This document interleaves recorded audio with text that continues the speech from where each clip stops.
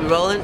Rolling. So when I decided to kind of put surfing on the back burner as far as competing, and at the time I had like 15 corporate sponsors. I let them all know I'm not competing anymore. I'm moving to California, going to UCLA for directing, and I wound up getting really lucky. My first audition actually for cartoons was Beast Boy.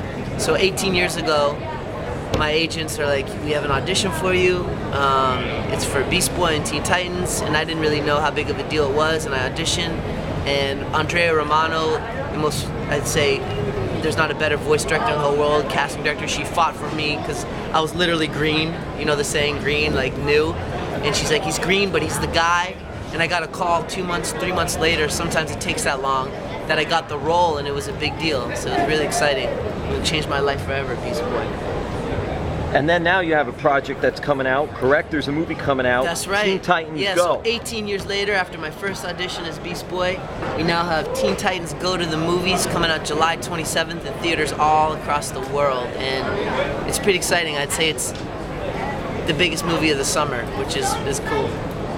What does your family think of all this? You mentioned you have a big family and all, so especially going back to the early days too, when you got involved with all this, how cool is it too for them to see you living your dream? I think it's really cool for all of us because I wouldn't be where I am today without my family and all of them supporting me and loving me, and we kind of are a big team together. Even here at SuperCon in Florida, my family's here like at my booth, you know, helping me to run my booth and merch and autographs, and my dad's here. He's filmed my whole life basically, so we're all in this together. We're all in this together. My mom's come in, and my godmother, everybody's gonna be here, and it's a together thing. My success is their success, and I feel like everyone's success, because especially the animals. Beast Boy's a vegan, he's a vegetarian, and everything I do really is for the animals and the kids. Right, Guru? Yeah. Growing up, did you go to Las Spadas? Huh? Las Spadas, is that dead? Oh, I did! I didn't hear what you said. Right, come on, okay, Las so my Spadas. thing was, before I became a pure vegan, I was a vegetarian first, because I didn't know how bad cheese was for the animals and for myself, but I would go to Las Spadas, and that was like, oh my gosh, I would crave Las Spadas. I can still remember the taste of those veggie subs at Las Spadas. Yeah. That's awesome. Yeah. All right, so Coral Springs High School, pride of the Colts. Yeah. I don't mean to, I know you're a humble person, but I gotta ask you this. Would you say that, well, if not the most famous, would you be the most famous person from your graduating class? I guess I am. So now you get to go back and check, but I figured, come on, he's done all this stuff. He's gotta be, if not one of the most famous people from the class and all. Do you still keep in touch with anybody from the high school days, or it's gotten hard? The only person I'm really in touch with is my old best friend Josh Passman, in the Passman family. Josh is now a big like undercover cop. Oh. Maybe I shouldn't have said that. Yeah, I know. Not anymore. No, actually, he won't go by that name, so that's all right. But if you need someone security, I guess that's a good person to call. I feel very protected. He's actually hiding behind the curtain right now. All right, so, and Greg, a few more things to wrap this up. Yeah. Hey, being a Coral Springs High guy, obviously that's so close to Douglas High School. Yeah. And when all that went down, just for you, what were thoughts going through your mind because it's so close to home? Yeah, I basically grew up not even a mile from Parkland, and my nieces and nephews go there, and I grew up, it was kind of like my second high school. I've been to many events there. I'm always fond of Parkland and Douglas, and it was kind of one of the saddest days ever. It's still, when I think about it, it's just devastating that it happened, that this happens anywhere, and it happens so close to home. And it was just a reminder that, you know, we have to be the change we want to see in the world, and it's been really inspiring to see the kids from Douglas, you know, stand up and be a voice for generations, and be like, enough of the violence, enough of the guns, enough of the war, let's change it.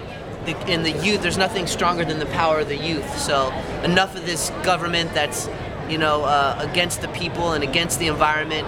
The youth have to take over and make a change, and it's really happening. And it's a long process, but we can do it together. Yeah. All right, Greg, we're gonna wrap this up. I gotta ask you this because I'm a big wrestling guy. Yeah. So for you, growing up, Did you watch wrestling? Did you get to see any? You mentioned WWF before, now WWE. Do you have anything you remember back then, or who you watched? Yeah, I mean, I grew up going to wrestling events since I was a little boy. I mean, I saw Rowdy Piper and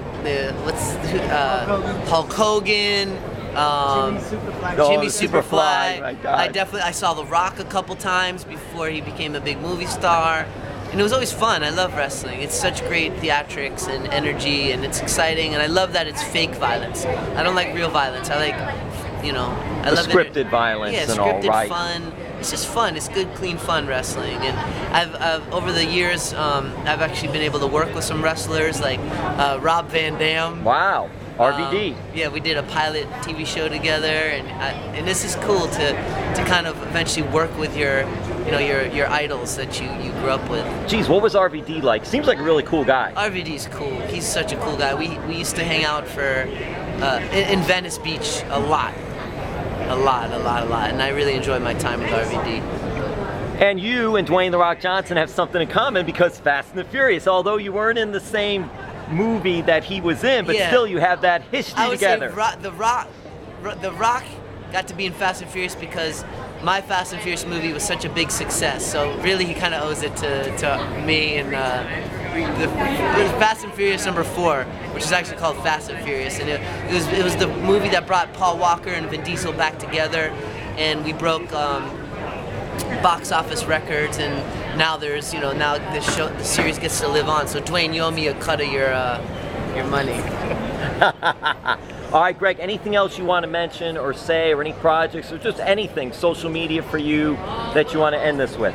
Well, everyone go see the movie, July 27th in theaters. Teen Titans Go to the Movies, and thanks for your support, and everything you've ever wanted, you'll receive it, and you'll get it in a way you never could have imagined, better than you could have imagined every time. You just got to know what you want and enjoy the process, and eventually you'll be there, just the way I am here right now in Florida, coming back home full circle and able to be of service to the people and inspire people through what I've accomplished. So you can do it too. And it's all about the peace, the love, and the animals.